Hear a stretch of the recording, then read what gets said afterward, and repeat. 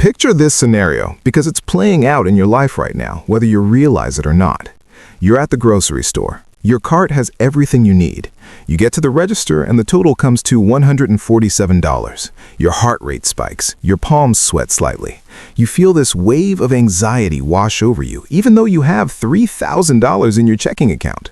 You have the money, you can afford this, but your body doesn't care what your bank account says. Your body remembers something your conscious mind has tried to forget.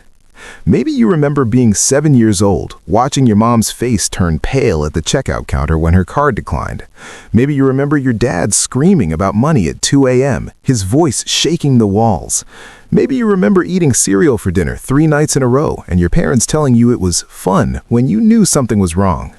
That memory, that moment from 20 years ago is controlling your nervous system right now. You have money, but you feel broke. You're financially stable, but you're emotionally bankrupt. You scan your receipt 3 times looking for errors even though the math was fine. You put the organic strawberries back and grab the cheaper ones even though the price difference is $2 and you make $75,000 a year. You can't explain why you just did that. You tell yourself you're being financially responsible, but you're not being responsible. You're being traumatized. And that trauma is a psychological weapon that's destroying your relationship with money, your ability to build wealth, and your capacity to enjoy the life you've actually earned. My name is Sam, and I've spent years studying how childhood money experiences create adult financial dysfunctions. If you're someone who makes good money but still feels poor, or if you find yourself having completely irrational reactions to normal financial decisions, make sure to hit that subscribe button, because today we aren't talking about budgets or investment strategies. We're talking about why your nervous system treats your bank account like a threat, and how unresolved financial trauma creates wealth-sabotaging behaviors that keep you broke even when you're not. Here's the thing about the human brain. It doesn't distinguish between physical threats and financial threats. When you were a child and you experienced financial instability, your developing brain categorized money stress the same way it would categorize a predator chasing you. Your amygdala, the fear center of your brain, encoded those money experiences as survival threats. Now, decades later, even though you're an adult with income and stability, your brain still treats financial decisions like life or death situations. We're not rational economic actors making calculated choices. We're traumatized children in adult bodies reacting to ghosts from our past. Psychologists call this financial PTSD, and it manifests in 4 distinct behavioral patterns that are silently destroying your wealth. The first pattern is called scarcity hoarding. This is where you make good money, your bills are paid, you have savings, but you still hoard money with an almost pathological intensity. You refuse to spend on things that would genuinely improve your quality of life. A $12 lunch feels extravagant. A $40 haircut feels like financial suicide. You wear clothes until they literally fall apart. Your friends think you're frugal. You think you're being smart. But really, you're still that kid who watched your parents fight about money, and your brain is convinced that disaster is always one purchase away. The scarcity never actually existed in your adult life, but your body won't stop preparing for it. Let me tell you about my client, Jennifer. She makes $120,000 a year as a software engineer. She has $50,000 in savings, no debt except her mortgage, and a fully funded emergency fund. But she drives a car that breaks down monthly because she can't bring herself to spend money on a reliable used vehicle. She buys the cheapest groceries even though she can afford better. She wears winter coats with broken zippers. When I asked her why, she started crying and told me about watching her mother choose between electricity and groceries when she was 9. That moment, that one moment, has cost Jennifer thousands in car repairs, affected her health from poor nutrition, and trapped her in a prison of artificial scarcity. She's not broke, she's traumatized, and the trauma is more expensive than the healing would be. The second pattern is reckless compensation spending. This is the flip side of hoarding. This is where you grew up poor or watching financial stress, and now that you have money, you spend compulsively to prove to yourself that you're not that scared kid anymore. Every purchase is a middle finger to your past. You buy designer clothes you don't need. You lease luxury cars you can't afford. You pick up the check at dinner every single time because you remember what it felt like when your family couldn't afford to go out. You're not spending because you want these things. You're spending to soothe the wounded child inside you, who equates having money with being safe and being valuable. I had a client named Marcus who grew up in a single-parent household where money was always tight. He wore hand-me-downs, he qualified for free lunch, and he felt the shame of being the poor kid every single day. Now he's 34. He's a successful accountant making $90,000 a year, and he's $45,000 in credit card debt. He buys limited edition sneakers he never wears. He has subscriptions to services he doesn't use. He can't walk past the store without buying something. When we dug into it, every purchase was him trying to purchase his way out of the feeling of being inadequate. The trauma convinced him that spending equals worth. He's not building wealth, he's building a fortress against a threat that doesn't exist anymore except in his nervous system. The third pattern is financial avoidance and paralysis. This is where financial trauma makes you so anxious about money that you simply refuse to engage with it at all. You don't check your bank account because seeing the number triggers panic. You don't open bills. You don't look at your credit score. You don't invest because the stock market feels dangerous. You leave your money in a checking account earning 0.01% interest because at least you know it's there. You avoid financial planning, you avoid thinking about retirement, you avoid all of it because engaging with money brings up all the terror from your childhood. The problem is that financial avoidance doesn't protect you, it destroys you in slow motion. This phenomenon was actually studied by Dr. Brad Klontz, a financial psychologist who's done groundbreaking research on money scripts, the unconscious beliefs about money we inherit from our childhood experiences. He found that people who experienced financial trauma, like parents losing jobs, foreclosures, or bankruptcy, were significantly more likely to have dysfunctional money behaviors as adults. They either hoard compulsively, spend recklessly, or avoid financial decisions entirely. The trauma didn't just affect their emotions, it rewired their financial decision-making at a neurological level. When he studied brain scans of people with financial trauma, their brains showed the same activation patterns when thinking about money as people with PTSD show when exposed to trauma triggers.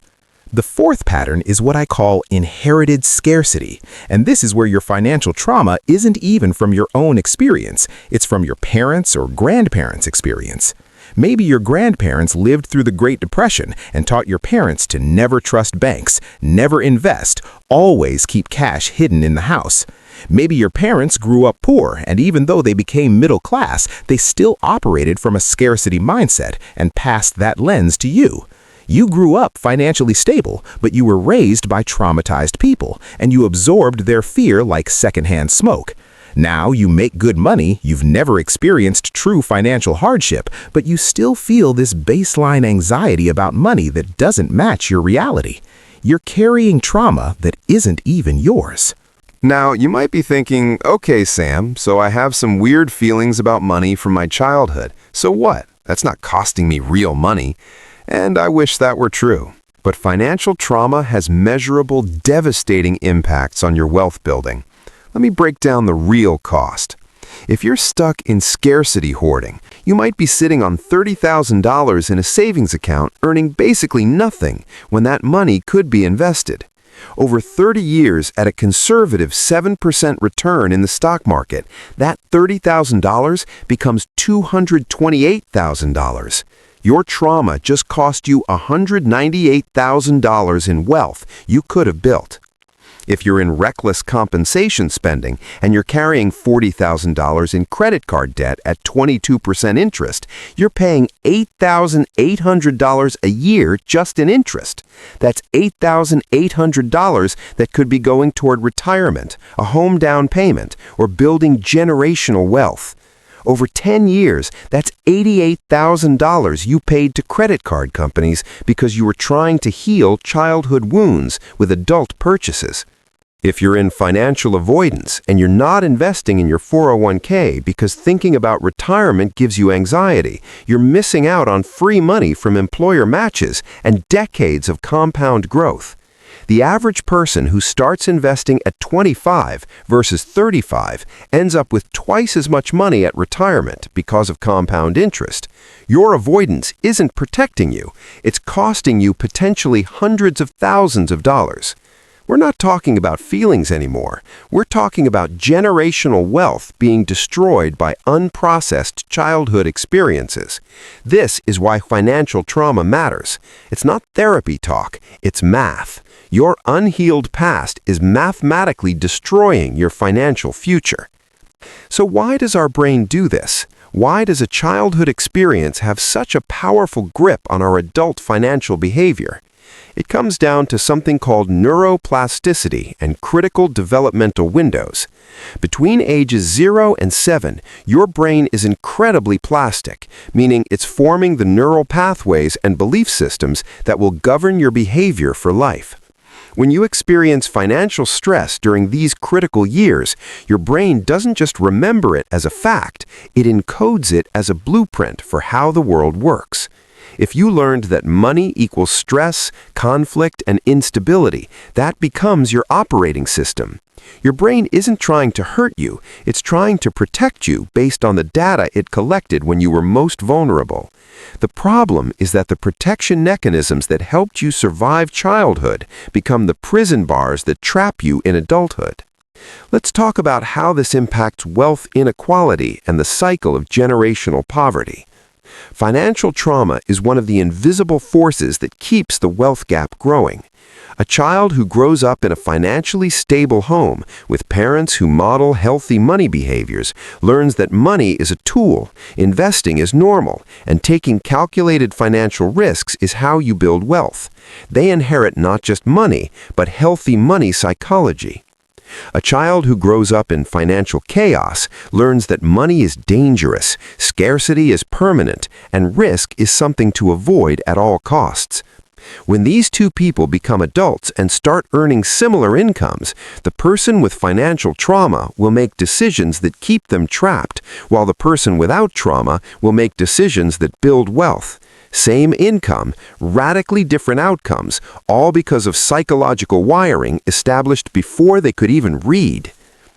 This is why giving financial advice without addressing financial trauma is like giving swimming lessons to someone who's drowning. The techniques don't matter if the person is in panic mode. You can teach someone how to invest, how to budget, how to build wealth, but if their nervous system treats money like a threat, they won't be able to implement any of it. Their trauma will override their logic every single time. So, how do we fight back? How do we break free from financial trauma that's been controlling us for decades? The first step is to trace your money story. This is a practice from financial therapy where you literally write out your earliest money memories. When did you first feel anxiety about money? What did you observe about how your parents handled money? Were there specific moments that felt scary? When you were growing up, what did money mean in your household? Was it love, control, safety, conflict? Write it all out. Once you trace your money story, you start to see the connection between past experiences and current behaviors. You realize that your refusal to spend money on yourself isn't frugality. It's you protecting the scared kid who watched mom cry over bills. Naming the trauma begins to neutralize its power over you. The second strategy is to separate past reality from present reality. This is a cognitive behavioral technique. When you feel that surge of financial anxiety, pause and ask yourself, am I responding to what's actually happening right now, or am I responding to what happened 20 years ago? If you have $5,000 in your account and you're anxious about buying groceries, that's not present reality. That's past trauma. You have to actively remind your nervous system, I am safe now. I have resources now. That thing I'm afraid of already happened and I survived it. It's not happening now. This takes practice. Your brain will fight you, but over time, you can retrain your nervous system to respond to your current reality instead of your historical fears. The third strategy is to practice intentional discomfort spending.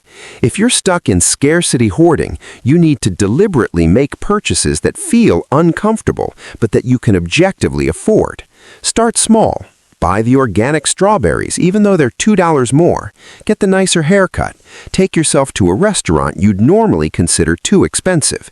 The goal isn't to waste money. The goal is to prove to your nervous system that spending money on quality of life improvements doesn't lead to disaster. Each time you survive one of these purchases without catastrophe, you're rewiring the neural pathway that says spending is danger. The fourth strategy is to get professional help. And I mean this seriously. If your relationship with money is causing you significant distress, if you're making financial decisions that you know are irrational but you can't stop, if you're sabotaging your wealth building despite knowing better, you need to work with a financial therapist. Not a financial advisor, a financial therapist. Someone trained in both psychology and money. They can help you process the trauma, rewrite the money scripts, and develop healthier financial behaviors. This isn't a luxury. This is infrastructure. You can't build wealth on a foundation of unhealed trauma. You have to do the repair work first. Financial trauma is everywhere. It's in your grocery store anxiety, your inability to invest, your compulsive spending, and your avoidance behaviors. It's a tax on your emotional well-being and a mathematical drain on your wealth-building capacity. The corporations selling you financial products don't care about your trauma. The system isn't designed to heal you. It's designed to profit from your dysfunction. Prove them wrong. Be the person who does the hard work of healing their relationship with money. Be the person who breaks the generational cycle of financial trauma. Be the person who refuses to let childhood ghosts control adult decisions. Be the person who keeps their wealth instead of letting unprocessed pain drain their bank account. If this video made you realize that your money problems might actually be trauma problems, share it with someone who needs to hear this. We need to stop pretending that financial success is just about math and strategy. It's about healing. Thanks for watching, and I'll see you in the next one.